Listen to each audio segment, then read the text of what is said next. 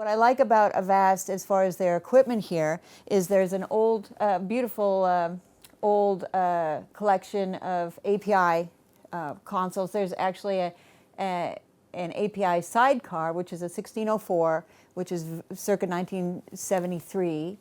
And I'll just step over here and take a look at it. This is the vintage part. This is got 554 EQs, which is similar to a 550 EQ, except it's a sweepable selection here for attenuation and boost. So we're going to use some of these mic pre's in this for our recording. Then the majority of this API console is a legacy, which is about a mid to late 90s console. And it also has some great EQs. These EQs are actually the 550L EQs, and it is similar to a 550 EQ, except it has two mid-range EQs for selection. So I enjoy using API. It's an American make, and it has a kind of a mid-rangey, vintagey kind of sound, which I think is appropriate for this band.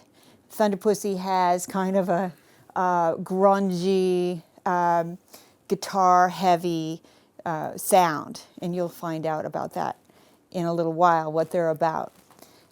Anyway, the other thing about Avast that I'm going to incorporate into our recording today is they have a nice Pro Tools rig with plugins, but we won't use any of those plugins for recording. We're going to stick with a lot of this outboard equipment here, and that would include these compressors we'll be using, and you'll see the ones that I've chosen to use in this recording are labeled. I'll be using the Teletronics LA2A for vocals. I'll be using some of these distressors for room mics to give it a crushing sound. Also a set of room mics will go through this EMI Chandler compressor, stereo compressor, and then a variety of things will go through the 1176 compressors. We're using mic pre's, they're Summits, some of the mic pre's for some rooms. Also, there's some fun stuff here, and including a chorus echo, which we're going to run and have running throughout the recording. Also over here, there's some tape machines. We'll be running the 2-track ATR for most of the recording, and just have it going to Pro Tools. So in case there's something magical that happens during the recording, that we will have that documented in our Pro Tools recording. So let's see, what else do we have here? Maybe we should take a look at what's going on out in the room. Okay? I've managed to choose some microphones.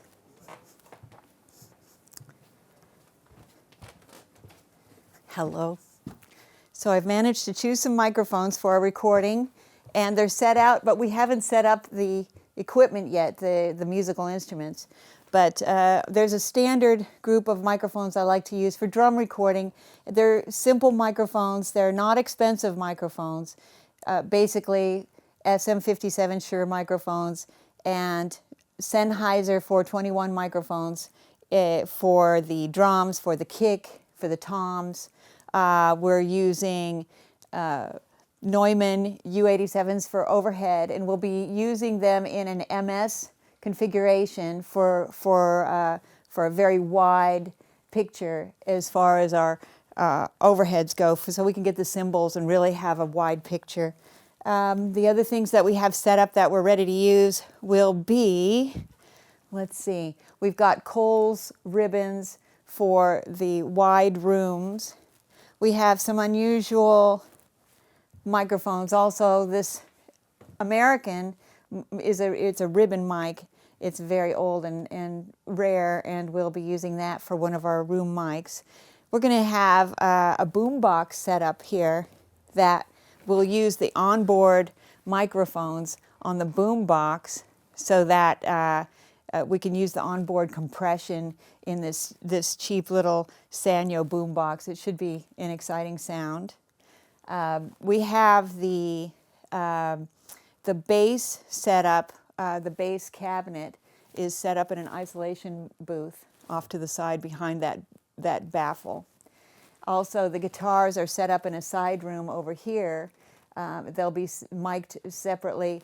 However, the bass player and the guitar player from Thunder Pussy will be here in the studio with the drummer, as well as the singer is going to be standing right here. I think her name is Molly. She'll be standing right here using this reissue Shure 55S for her vocals, scratch vocals. We'll redo the vocals later. Anyway, so that's a basic setup.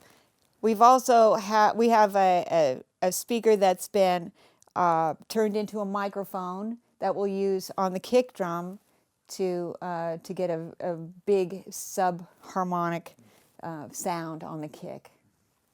Let's see, what else do we have going on in here? I think that we're going to have a lot of fun with this. I like to make every recording session an adventure in some way. So we have a few unusual things planned, and as you'll see in later episodes, that we're going to do some crazy stuff here. So get ready for the door to come open and maybe some motorcycles being brought in, or maybe we'll be using drills for instruments, or who knows what might happen with this project. It's going to be a lot of fun. Yeah, I'm thinking that the song that we're recording will need a click track. So we've set up in our session, we're using a Pro Tools generated click track. We'll probably do some editing, maybe do 5 or 6 takes, and then edit the best parts of those takes into the one version that we'll use for overdubs.